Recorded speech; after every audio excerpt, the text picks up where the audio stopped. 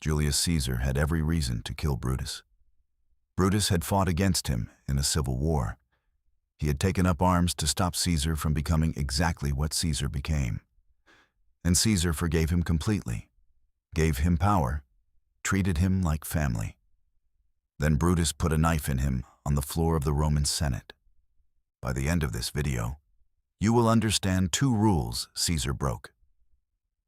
Rules that still get people destroyed today, in offices and families and every kind of rivalry, not just empires. If you find this channel interesting, hit subscribe. Let's get into it. By 44 BC, Caesar had won. He had crushed Pompey, ended the civil war, and made himself dictator of Rome in everything but name. And when it came time to deal with the men who had fought against him, he did something almost nobody in his position had ever done. He forgave them. Publicly, completely, no punishment, no exile. Brutus and Cassius, both former enemies, were given positions of real power under him. Historians have called this his greatest strength. It is also what killed him. Here is the first rule, and how it actually works. Mercy without leverage is a debt you can't collect.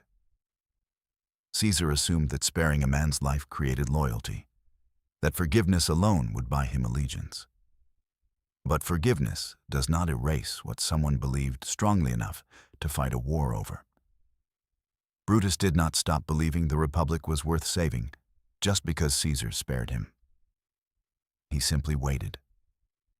In practice, this means if you bring a former rival back into your circle, whether that is a co-worker who tried to undercut you, a business partner who once worked against your interests, or anyone who opposed you and lost, you do not assume the conflict is resolved just because you were generous. You watch. You verify where their loyalty actually lands over time, instead of assuming your kindness alone rewired what they believe. Here is the second rule. Caesar had warning after warning before the Ides of March. A soothsayer had told him directly to beware that day.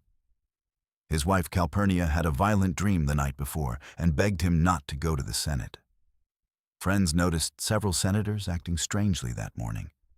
Caesar had every signal he needed, and he walked in anyway, because he had convinced himself that nothing could touch him. That is the second rule. Confidence that ignores evidence is not boldness. It is denial wearing boldness's clothes. In practice, this means when multiple signals point toward a problem, whether it is a person, a deal, a decision, you do not override that evidence with how safe or untouchable you feel. Feeling secure is not the same as being secure, and the gap between those 2 things is exactly where people get blindsided. Caesar died with 23 stab wounds. On the floor of the Senate, he had spared his own killers to sit in. The most powerful man in the ancient world was brought down by the exact people his mercy had kept close enough to reach him. That is not really a story about Rome. It is a story about what happens when you mistake generosity for safety and confidence for information. So here is a question worth sitting with. If Caesar, with all his power and intelligence, could not tell the difference between a forgiven enemy and a loyal friend, how sure are you that you can? Let me know what you think in the comments.